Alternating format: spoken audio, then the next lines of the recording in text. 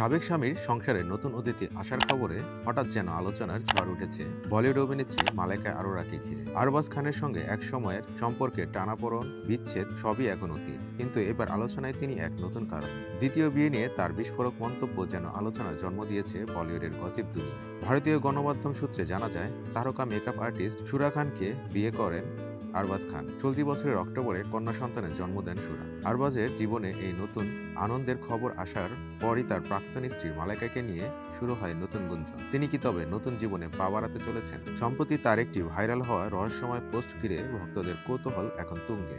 এটি কি তবে নতুন প্রেমের আগমন, নাকি পুরনো সম্পর্কের ছোঁয়া? সম্প্রতি ঝলক দিখেলা যা 11 এর একটি ক্লিপ সোশ্যাল মিডিয়ায় ভাইরাল হয়েছে, যেখানে বিচারকের আসনে ছিলেন মালাইকা। সেখানে জনপ্রিয় পরিচালক ও কোরিওগ্রাফার ফারাহ খান মজা ছলে তাকে প্রশ্ন করেন, 2024-এ মালাইকা, আপনি কি সিঙ্গেল প্যারেন্ট কাম অভিনেত্রী থেকে ডাবল প্যারেন্ট কাম অভিনেত্রী হতে চলেছেন? প্রশ্ন শুনে প্রথমে মালাইকা হেসে কিছুটা বিস্মিত হয়ে বলেন, এর মানে কি আমাকে কি কেউ কোলে নিতে হবে?